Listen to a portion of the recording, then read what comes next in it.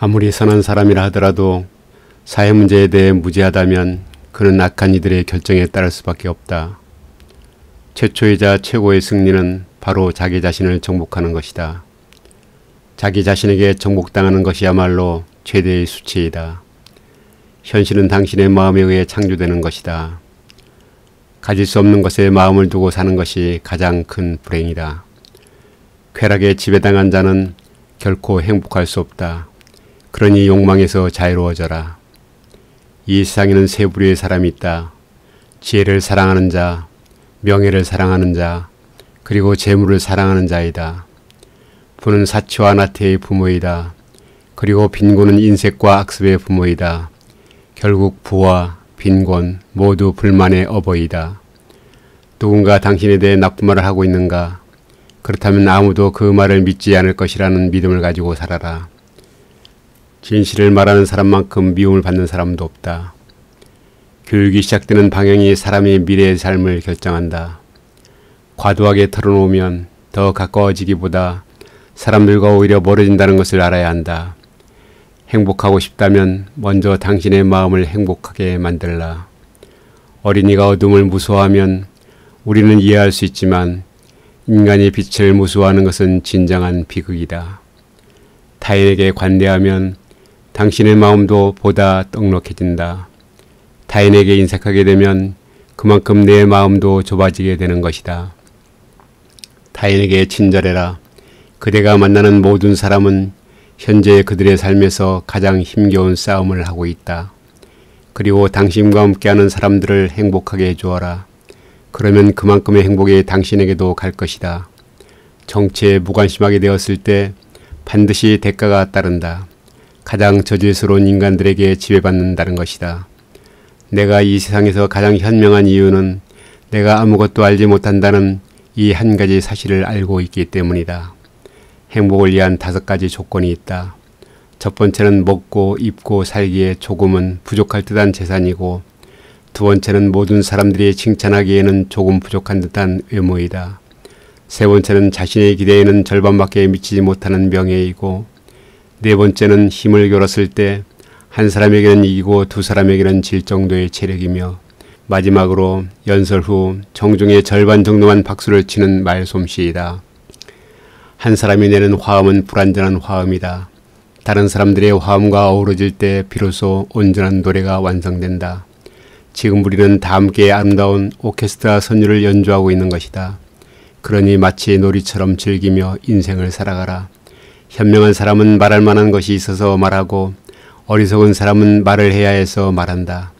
사람의 손길은 모든 사람을 시인으로 만든다. 무지는 모든 악의 근원이다. 용기는 무엇을 두려워하지 않아야 하는지 알고 있는 것이다. 인간의 행동은 욕구, 감정, 지식에서 비롯된다. 한 사람의 가치는 그가 권력을 가졌을 때 어떻게 사용하는가에 달려있다. 자기 자신을 이기는 것이 첫 번째이자 가장 위대한 승리이다. 믿음을 가지고 싸우면 우리는 2배로 무장한 것이다. 모든 것의 근원은 아이디어이다. 생각이란 영원히 자기 자신과 대화를 하는 것이다. 빈 수레가 가장 요란한 법이다. 지혜가 적을수록 수다가 많아진다. 때로는 침묵이 최상의 대답일 수 있다. 덕은 건강이다. 덕은 아름다움이다. 덕은 영혼의 좋은 존재 양식이다. 거기에 반해서 악덕은 병이다. 악덕은 추함이다. 악덕은 영혼의 나쁜 존재 양식이다. 올바른 행동은 자기 자신에게 힘을 줄 뿐만 아니라 타인도 올바른 방향으로 이끌어주는 힘이 있다. 교육이란 우리 아이들이 올바른 것을 추구하도록 가르치는 것을 말한다. 교육의 시작 방향이 훗날 그의 삶을 결정한다. 최상의 교육은 아이를 사랑스러운 것들 사이에서 놀게 하는 것이다. 의무적으로 하는 운동은 몸에 해가 되지 않는다. 그러나 강제로 습득된 지식은 결코 마음속에 남지 않는다. 자녀들에게 당신의 방식을 강요하지 말라. 그들이 살아갈 시대는 당신과는 다른 시대이다. 아이들이 다소 잘못하더라도 변명의 여지를 남겨두어라. 지나치게 혹독한 질책은 그들을 얼어붙게 만든다.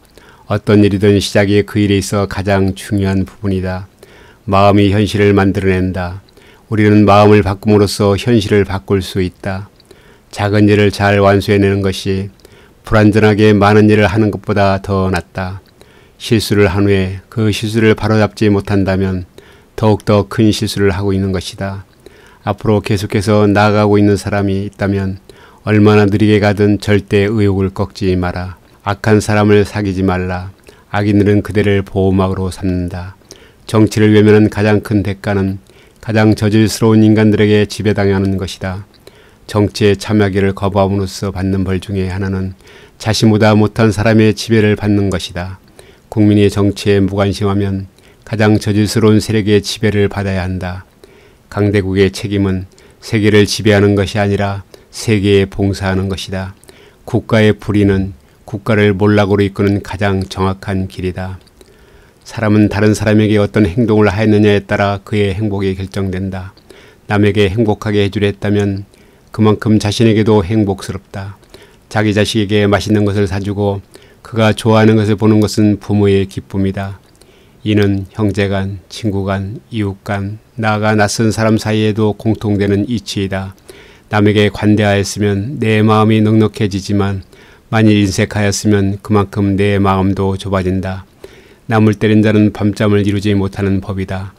남에게 친절하고 관대한 것이 내 마음의 평화를 유지하는 길이다.